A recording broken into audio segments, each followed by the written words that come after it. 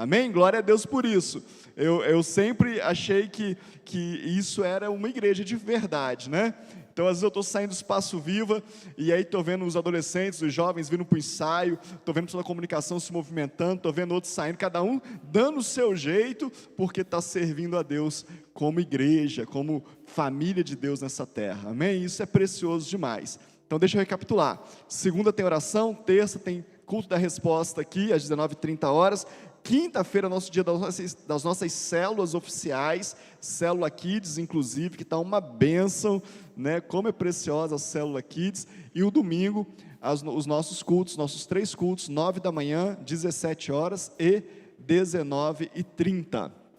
Nós temos 2 avisos muito especiais para te passar. O primeiro, a maioria das pessoas já sabem, todos os dias, meio-dia, tem a nossa live Clamor e Oração do meio-dia, através do nosso canal do YouTube, Família Viva Timóteo, e aí nós temos clamado a Deus todos os dias ao meio-dia.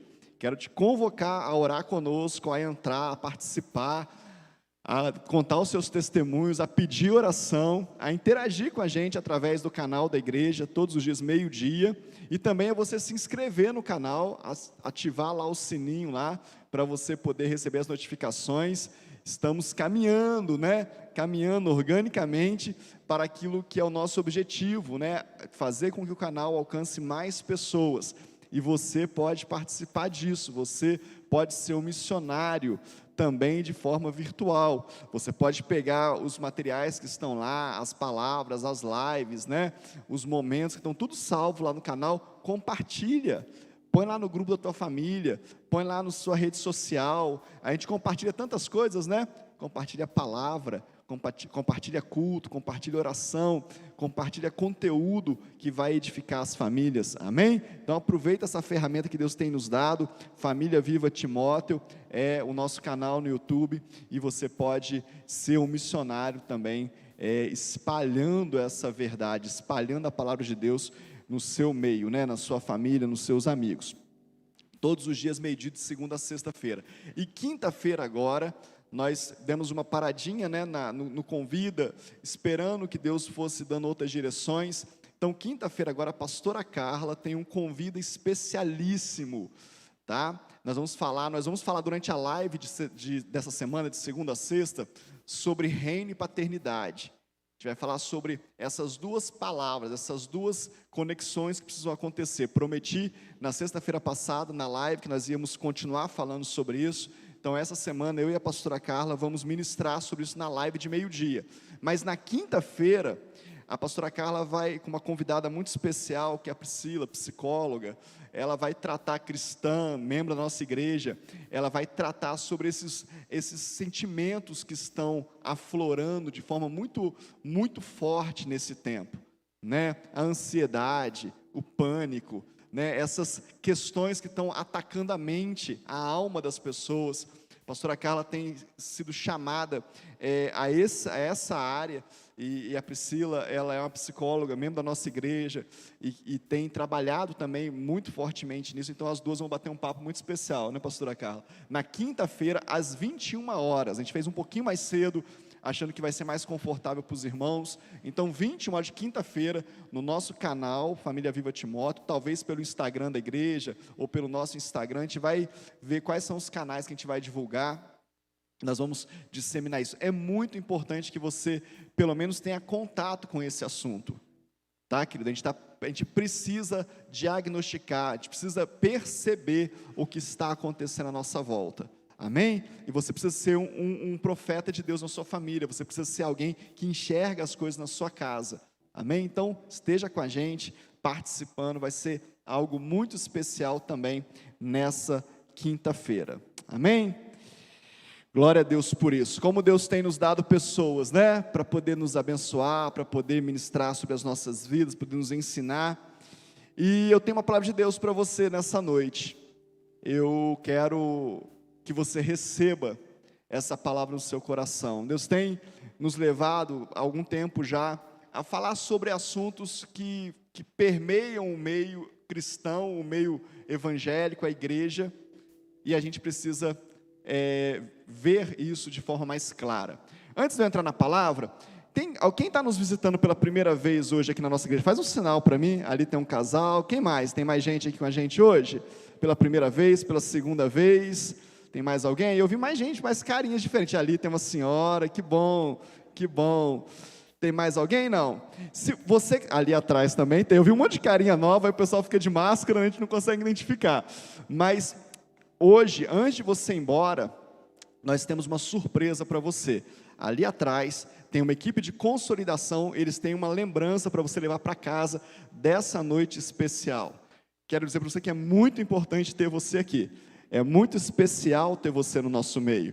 Então você não pode ir embora sem ser agraciado e receber essa lembrança, esse carinho nosso, amém? Então antes de você sair pela porta ali atrás tem uma equipe, você vai passar ali, eles vão te entregar uma lembrança dessa noite, para que você vá para casa abençoado e se lembrando da gente, assim como a gente quer lembrar de você também, amém?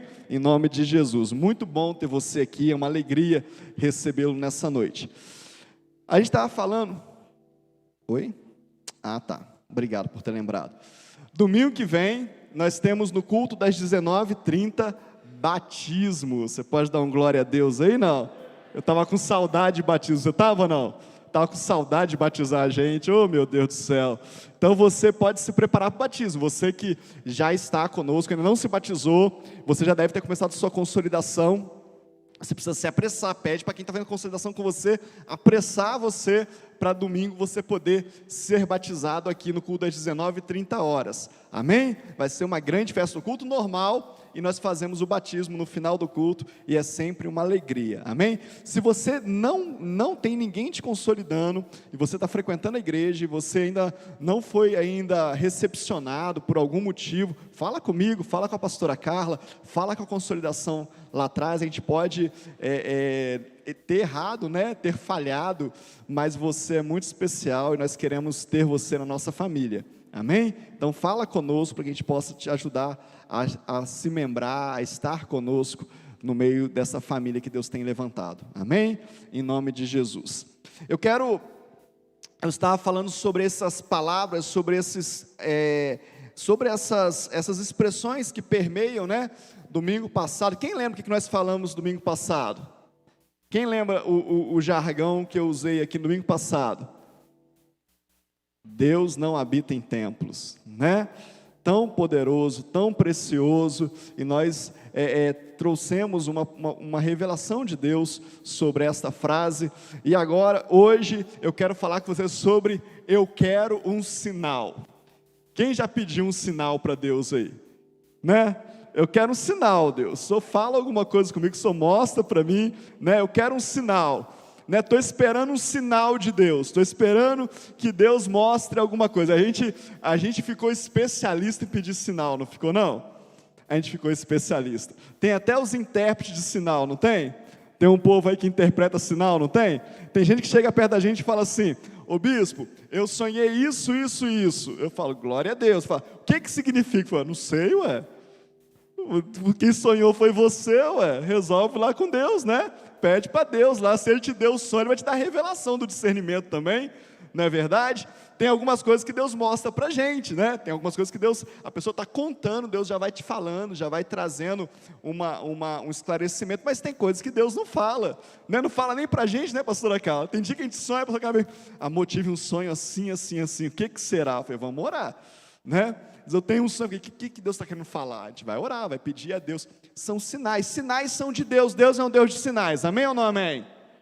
Amém. Mas tem muitos sinais que Deus já deu, e a gente fica esperando outros sinais. Tem uma passagem na Bíblia, Deus me levou a esse texto, eu acho ele tão forte. Abre aí, Mateus capítulo 16, Evangelho segundo escreveu Mateus capítulo 16.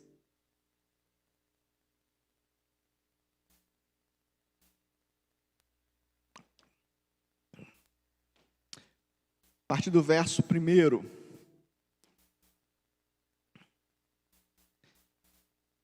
Amém? Se quiser colocar aqui no telão também, para os irmãos que tiverem mais dificuldade. Diz assim: os fariseus e os saduceus se aproximaram de Jesus e, testando-o, pediram-lhe que lhe mostrasse um sinal vindo do céu. Mas Jesus respondeu: chegada a tarde, vocês dizem, teremos tempo bom, porque o céu está avermelhado.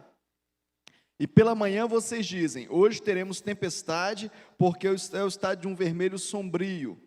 Na verdade, vocês sabem interpretar a aparência do céu.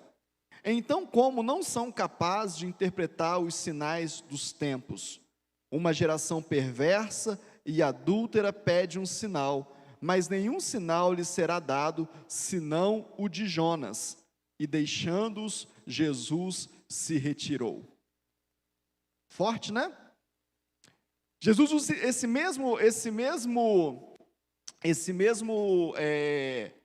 mesma palavra em Mateus capítulo 12. Ele também foi arguído e foi pedido para ele um sinal, e ele falou, olha, o sinal é o sinal de Jonas. Vocês conseguem discernir muitas coisas, como que vocês não conseguem discernir o que está acontecendo?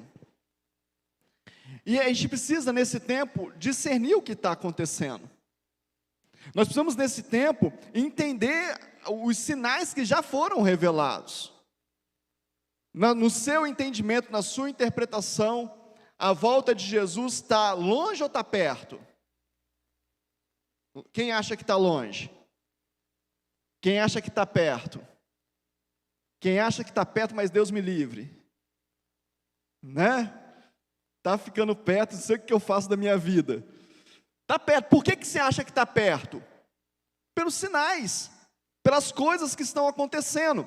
Mas você acha que está perto porque alguém está dizendo para você que tem sinais, ou porque você está vendo os sinais?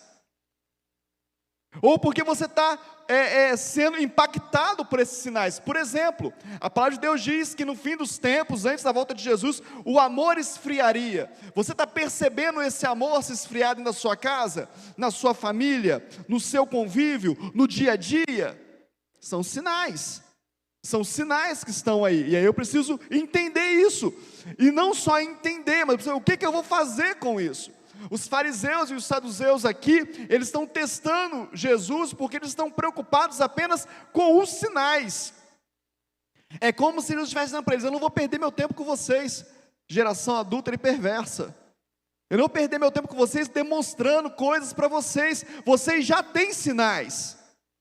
O sinal que deveria acontecer já está acontecendo. Vocês conseguem discernir se vai chover ou se não vai chover, mas vocês não querem interpretar os sinais que estão adiante de vocês.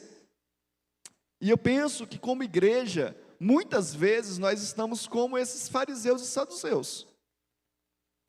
A gente interpreta um monte de coisa, mas o que é necessário interpretar, a gente passa batido. E aí Jesus usa nesses dois textos de Mateus capítulo 16 e anterior, em Mateus capítulo 12, para quem anota ou para quem gosta de conferir, Mateus 12, capítulo 39, ele fala sobre essa mesma expressão, ele fala sobre o sinal de Jonas. E qual é o sinal de Jonas? Qual é o sinal que ele está se referindo? Logicamente ele está falando do episódio de Jonas, o profeta, que desobedeceu ao que Deus tinha mandado ele fazer, e ele é jogado ao mar, e ele é engolido por um grande peixe, e ele passa 3 dias na barriga desse peixe, até que ele fosse vomitado, e que ele pudesse então fazer o que Deus mandou. Jesus está falando dele, morto 3 dias, morto, sepultado, ressuscitado, e trazendo a nós uma nova oportunidade de estar com Deus, de receber as boas novas do Senhor. Mas eu queria falar com você um pouco sobre isso, sobre Jonas, sobre esse homem que é citado por Jesus. O que aconteceu com Jonas? Por que Jonas se torna algo importante, fazendo um apontamento para o que ia acontecer com Jesus? Qual é o tempo de Jonas? O que Jonas está vivendo? Qual que é o momento da humanidade ali, no contexto de Jonas, para Jesus usar por 2 vezes Jonas como exemplo? Jonas era um profeta. O livro de Jonas, capítulo 1, eu não vou ler o livro todo, né, querido? São 4 capítulos, mas a gente vai pontuar algumas coisas.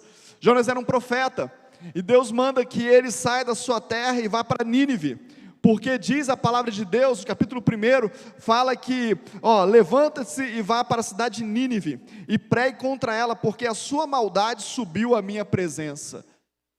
Nínive tinha extrapolado a maldade. Nínive tinha ultrapassado limites. E Deus levanta o profeta e fala: vá até lá e pregue contra ela.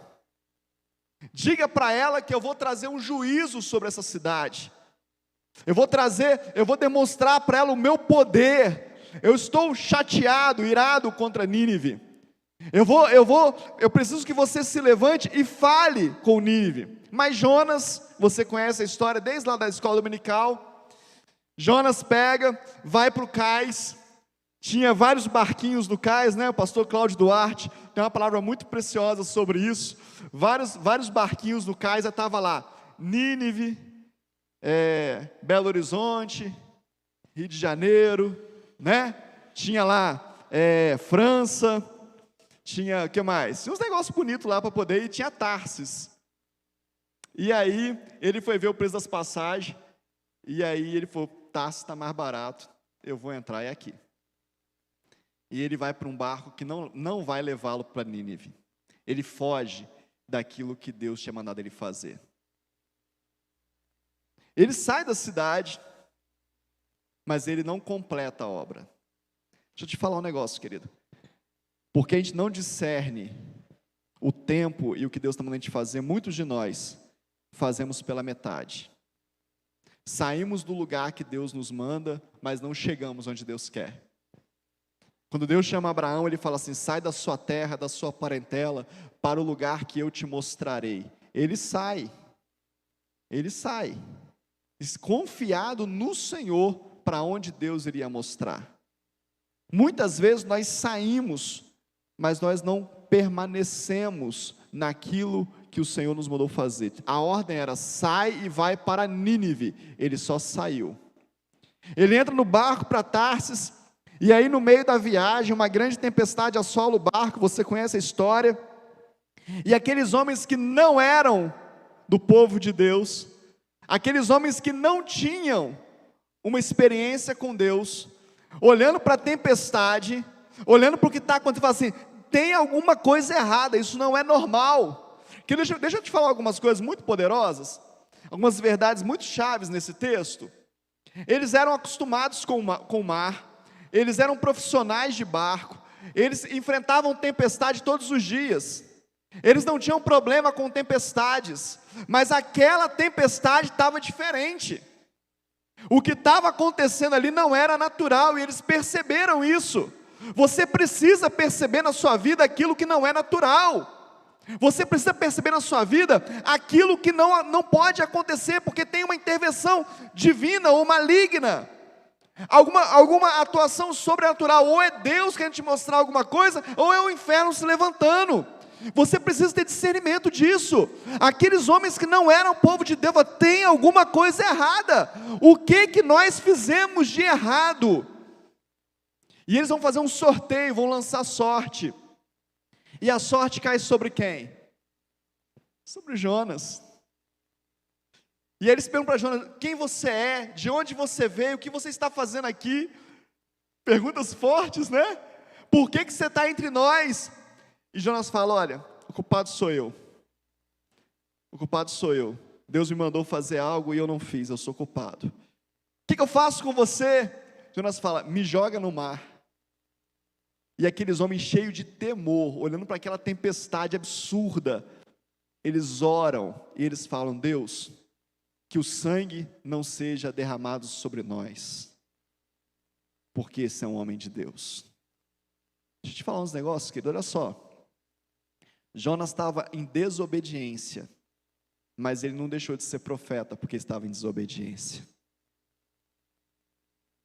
Jonas estava em desobediência, mas ele não deixou de despertar naqueles homens um temor a Deus. E eles oram e jogam Jonas. E a tempestade... Deixa eu te falar um negócio. Tem tempestade na sua vida que está acontecendo, que você está no barco errado. Tem tempestade na sua vida que está acontecendo, porque você está no lugar errado. Você pegou o barco errado. E eu vou dizer mais para você: tem tempestade acontecendo na sua vida porque tem gente no seu barco que pegou o barco errado. Você está entendendo? Amém ou não amém? Você está andando com gente que está no barco errado. Você está dando carona para desobediente. Na sua vida, na sua casa, na sua família. Isso é muito sério. Você está orando por gente rebelde. Por gente que não quer agradar a Deus. Você está abençoando gente que desonra a palavra de Deus. Cuidado com isso. Cuidado para você não ter no seu barco pessoas que estão em desobediência à palavra. Ah, não, mas é meu amigo. Eu te abençoo. Não, mas é meu filho. Eu te abençoo. Não, mas é alguém que eu gosto muito. Eu te abençoo. Não existe bênção para quem está em desobediência. E quem carrega desobediente, colhe tempestade. Pensa bem. Não venda o preço da sua passagem barato demais, não. Quanto custa para andar com você? Quanto custa para ir na sua casa? Quanto custa para fazer parte da sua família? Para comungar com você? Para frequentar a sua residência? Quanto custa? Não, mas quem quer? Minha casa é assim, é aberto. Que nem a arca de Noé foi assim. Que era para salvar. Cuidado. Cuidado. Para você não estar pagando um preço de pessoas que você está dando carona aí. Jonas na sua vida. Ah, mas é um santo homem, mas está fazendo o que Deus mandou? Ah, mas é uma santa mulher, mas está fazendo o que Deus mandou? Se não estiver fazendo, traz tempestade para a sua vida. São sinais. São sinais. E nesse tempo é bom você interpretar sinais. É bom você ter a capacidade de ver o que está acontecendo. É bom você olhar para as tempestades e falar, opa, peraí, o que é isso aqui? É bom você saber interpretar tempestades. Jonas é jogado ao mar, e ele passa 3 dias, é engolido por um grande peixe, passa 3 dias na barriga daquele peixe, e ele clama ao Senhor, ele ora. A oração de Jonas é uma oração muito, muito preciosa, muito poderosa. Ele fala, eu estou nas entranhas, eu estou nas profundezas, eu sei que eu errei, e Deus responde ele continua falando, eu sei que eu errei, eu sei que eu estou errado, será que eu ainda vou conseguir entrar no seu santo templo? Será que eu ainda vou conseguir ver o seu santo templo? E Deus, por sua misericórdia, o vomita na praia. Jonas está ali no meio da sujeira, querido, no meio das entranhas. Jonas está ali nas profundezas do mar, mas ele tem um Deus, ele sabe que errou. Sabe qual é a questão, querido? Muitas vezes nós erramos, Deus nos alerta, nós vamos para as profundezas do grande peixe, nós passamos dias na barriga, nas entranhas, no meio daquela confusão toda, Deus está falando com a gente, mas o nosso orgulho não nos deixa pedir, me vomita, Senhor. Me vomita, me põe para fora. Como assim, pastor? Como assim eu vou pedir isso para Deus? É o escape, é o livramento. Talvez você está passando as fases mais difíceis da sua vida, mas você está na profundeza, na escuridão, mas está cheio de si. Não, Deus não podia fazer isso comigo. Não, Deus não podia agir assim comigo. Não, Deus, como é que Deus permite um negócio desse? Qual foi o barco que você pegou, bonitão? Qual foi o barco que você pegou? Não culpa Deus, não. O chamado de Deus para Jonas era um só: vai a Nínive e prega contra aquela cidade. Jonas vai, vomitado pelo grande peixe, chega a Nínive e prega contra Nínive. E sabe o que acontece? O povo se arrepende.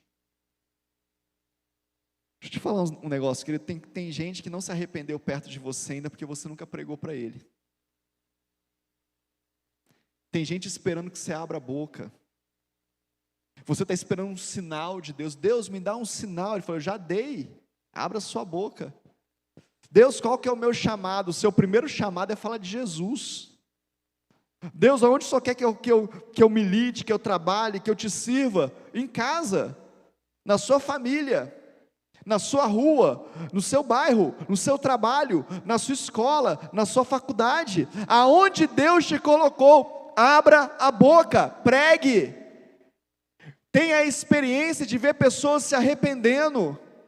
Tenha a experiência de ver pessoas olhando para você com esperança de salvação, com esperança de mudança na vida. Abra a boca, pregue.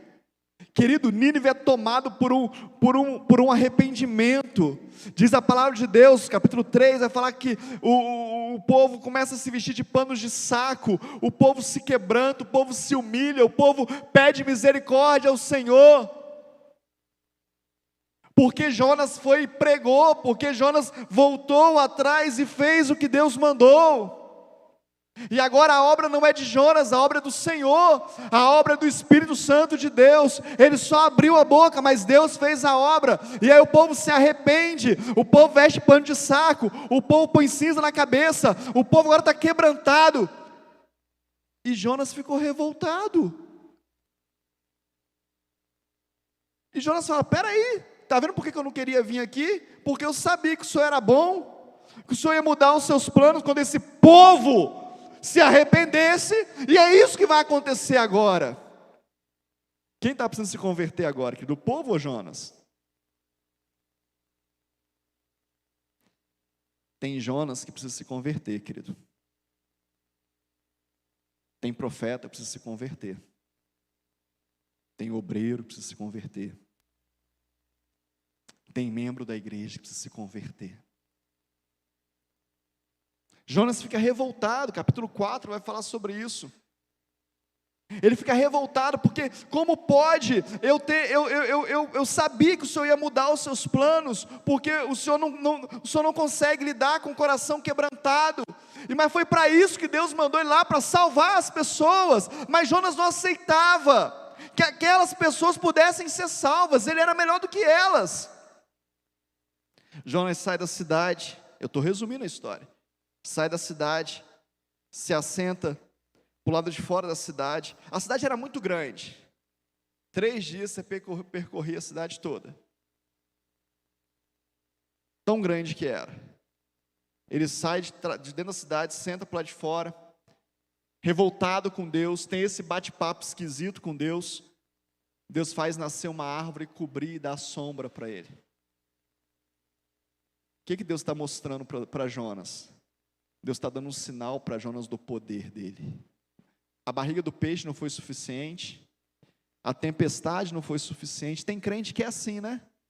Tem gente que é assim, né? Deus pode dar 200 sinais para ele, que ele nunca vai ser suficiente. Sempre vai ter um sinal a mais. Ele sempre quer mais uma palavra, né? Ele quer sempre mais um profeta para confirmar a palavra do profeta que confirmou a palavra do profeta. O profeta falou, ele quer que o outro profeta confirme. Querido, não dá mais tempo disso não. Deus já está falando. Tem sinais aí para todo lado. Eu me lembro uma vez que a pastora Carla estava dirigindo um culto de passagem de ano, lá no Rio. E aí ela deu oportunidade para uma irmã, né? E a irmã começou a dar o testemunho dela, que ela estava muito feliz com Jesus. Porque um dia ela sentou na casa dela e ela orou, e ela precisava de uma resposta, e aí ela pediu para Deus um sinal, e o sinal que ela pediu para Deus era que o tucano que tinha lá na mata perto da casa dela tinha que pousar na varanda dela. E quando ela levantou, o tucano pousou na varanda dela. Ela, glória a Deus, o tucano pousou na minha varanda, aleluia. E eu voltei para dentro de casa, eu sentei na mesa, eu falei, Senhor, obrigado pelo sinal que o Senhor me deu, mas só para confirmar, se agora a borboleta entrar por essa janela, aí eu vou entender que é o Senhor mesmo. A borboleta entrou e ela, glória a Deus, aleluia. E ela falou, Deus, mas se o esquilo atravessar a rua na frente da minha casa, que ele não parava nunca. E não é mentira, isso aconteceu. A pastora Carla não sabia o que fazia com o microfone, se tirava o microfone dela, porque era um pedido atrás do outro, e a formiguinha tinha que fazer não sei o quê, e a abelha tinha que fazer não sei o quê. Deus colocou a criação para dar um sinal para ela. Tem crente que é assim. Tem que parar o mundo, ele acha que ele é o mais importante de tudo, do universo. Não dá mais tempo para isso não, querido. Olha para os sinais que Deus já está te dando. Deus levanta a árvore, dá sombra para Jonas, e no outro dia Deus murcha a árvore. E Jonas fica bravo. E Deus fala com ele: Jonas, se você está bravo por causa do sol que está na sua cabeça, se você acha que isso é muito, imagina o tanto de homens e animais, até dos animais Deus fala, olha que poderoso, que estariam perdidos. Vê se o que você está pensando, vê o que você está pedindo para mim, se tem coerência, se é pertinente. Essa é a palavra que está na Bíblia. Deixa eu te fazer uma pergunta, querido. O que você tem pedido para Deus é pertinente? Os sinais que você tem pedido para Deus são sinais pertinentes? Segunda pergunta: o barco que você está certo? Você pegou o barco certo? Você está no barco certo? Ou você está fazendo atalhos na sua vida? Você está querendo ajudar a Deus? A Bíblia fala de algumas pessoas que quiseram ajudar a Deus, né? Sara tentou ajudar Deus, deu errado, ficou mais difícil. Muitas vezes a gente tenta ajudar Deus. Não, Deus quer fazer, mas eu vou fazer desse jeito aqui, porque desse jeito vai ser melhor.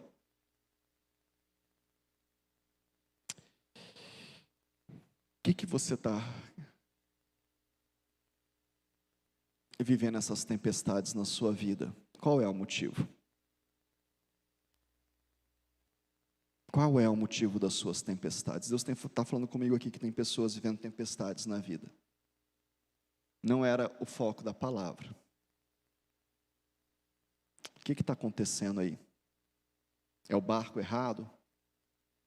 Passa para o barco certo. Está dando carona para a pessoa errada? Pede para descer.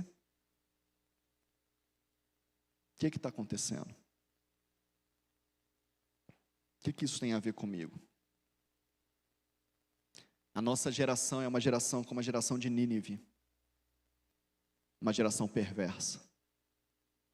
Uma geração que está atingindo os limites. Tanta crueldade, tanta maldade. Tantas palavras de maldição. Tanta banalidade com a vida. Tanta distorção de princípios. Eu penso que nós estamos como Nínive. Vivendo como Nínive. Deus está levantando profetas para nos alertar, para nos levar ao arrependimento. Muitos profetas, porque quando eu falo profeta, eu não estou falando só o profeta de púlpito, eu não estou falando só o profeta do eis que te digo, eu não estou falando só do profeta da televisão, eu estou falando de você como voz profética. Hoje de manhã eu falei sobre isso aqui na igreja, sobre o teu papel dentro da tua casa, a palavra do culto da manhã, depois você vê na internet lá. Seja um profeta, não seja desobediente, não entre em desobediência. Seja profeta onde Deus te colocou, não queira ser profeta no outro lugar, não. Eu acho muito interessante isso, porque as pessoas é assim: pastor, eu tenho um chamado, joia. Para onde que é o seu chamado? Meu chamado é para a África, meu chamado é para a Europa. Joia, que bom, nós precisamos mesmo de missionários na África. Mas e aonde você está hoje? Você já ganhou quantas pessoas? Não, aonde eu estou não ganhei ninguém não, porque o meu chamado é para a África. Então o Jesus que salva na África não é o Jesus que salva aqui. O Jesus que dá testemunho aqui não é o Jesus da África, é outro Jesus. Será que é isso? Não consegue liderar uma célula, porque a célula é pequena demais para ele. Não consegue liderar um pequeno grupo, não consegue liderar um discipulado, não consegue aconselhar pessoas, não consegue conviver com pessoas, e quer ser missionário na África. Não vai dar certo, querido. Não vai funcionar. Eu me lembro do bispo José Elias me contando uma experiência que ele teve num país fora, que ele foi pregar numa igreja nossa, e quando acabou o culto, acabou o culto e tal, e o pastor estava passando algumas dificuldades lá, e ele foi lá para isso, poder ver o que estava acontecendo, e acabou o culto, os irmãos saíram e ficaram na porta da igreja, o pastor morava próximo, e o pastor saiu apagando tudo, apagando a luz, apagou a luz de fora e tal. Aí o bispo falou assim: mas Mas por que você fez isso? Por que você deixou o povo no escuro? Não, para ir para casa. Povo chato, fica aqui na porta da igreja, aqui, enchendo a paciência, falando alto, perturbando a gente. Tem que ir para casa logo. A bispo falou assim, é verdade. E você também tem que ir para casa logo. Pode fazer sua mala que você vai voltar comigo. Você não é pastor, não. Você volta comigo. Porque não tem como, querido. Você ser profeta, você ser pastor, você ganhar pessoas para Jesus, se você não quer ficar perto de gente. Qual o sinal que Deus está te dando? Tem perversidade perto de você? Seja profeta. Tem gente fazendo coisa errada perto de você? Seja profeta. Seja a boca de Deus, obedeça, leve as pessoas ao arrependimento, fale de Jesus, obedeça o chamado. E não seja egoísta. Essa igreja desse tempo, e eu quero ir finalizando nesse ponto, não pode ser uma igreja egoísta. Tudo que Deus está te dando para você dar para o outro, para você abençoar o outro, para você ministrar sobre o outro. Se você tem autoridade em alguma área, ministre na sua autoridade. Se o seu casamento é uma bênção, se você tem uma família feliz, ministre uma família que está mal, ministre da sua família a ela, dê da sua família a ela, compartilha da sua família a família dela. Se a sua despensa está cheia e tem alguém com a despensa vazia, compartilhe da sua despensa com ele. Compartilhe daquilo que Deus tem te dado em abundância. Se você está vendo alguém em depressão, em tristeza profunda, e você é alguém alegre, compartilhe da sua alegria. Compartilhe daquilo que Deus está te dando. Nós não podemos ser uma igreja egoísta nesse tempo. Jonas é tratado por Deus no seu egoísmo. Jonas estava salvo, Jonas tinha experiências com Deus, então ele não era aceitável para ele que o outro também tivesse, que aquela cidade perversa conseguisse mudar o coração de Deus. Deixa eu te falar, sabe o que muda o coração de Deus, querido? Um coração quebrantado. O que muda o coração de Deus é humildade, é pano de saco, é cinza na cabeça. É isso que muda o coração de Deus, não é autoridade, não é falar alto, não é gritar, não é gemer em casa. O que muda o coração de Deus é o seu coração humilde. O rei daquela cidade, o líder daquela cidade se levou e falou: olha, Deus está falando, vamos nos quebrantar, vamos decretar um jejum, vamos declarar um jejum. E o povo, sim, vamos declarar um jejum, porque nós precisamos de Deus. Humildade, obediência, ouvir o que Deus está falando. Não, pastor, eu acho que a igreja errou comigo. Mas é natural a igreja errar, nós erramos mesmo. Eu acho que o Senhor errou comigo. Natural, eu erro mesmo. Estou num processo, estou caminhando, estou aprendendo. Talvez esse erro seja mais um aprendizado. Isso não vai te aproximar de Deus, isso não vai te fazer mais santo. Essa colocação, essa palavra não vai te levar mais perto do Senhor. O que vai te levar mais perto do Senhor é panos de saco para você e para mim. O que vai nos aproximar do Senhor é cinza na cabeça, e não coroa, e não reconhecimento, muito pelo contrário. Os 24 anciãos estão na presença do Senhor, e a palavra de Deus diz que eles dizem 24 horas por dia: santo, santo, santo é o Senhor, santo, santo, santo é o Senhor. E eles jogam as suas coroas na presença do Senhor. Eu não sei quantas coroas eles têm, mas a sensação que eu tenho é que Deus devolve. E eles jogam de novo. E Deus devolve: não estou te reconhecendo, mas a honra é sua. Mas eu te reconheço, mas a honra é sua. Mas eu te reconheço, mas a honra é sua. Humildade.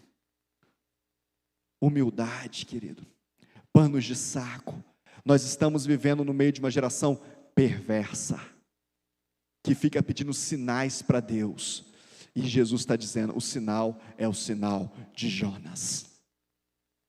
Já aconteceu, eu já morri, agora, né? Já passei 3 dias, já ressuscitei, para que você tivesse livre acesso ao Pai. Agora obedeça o chamado, vai para Nínive, vai fazer o que tem que fazer, vai falar de mim. que o Espírito Santo de Deus está falando com você aí? Sabe quando que a sua cidade vai mudar? Quando você obedecer o que Deus mandou você fazer. Sabe quando a sua família vai mudar? Quando você obedecer o que Deus mandou você fazer. Sabe quando você vai mudar? Quando você obedecer o que Deus mandou você fazer.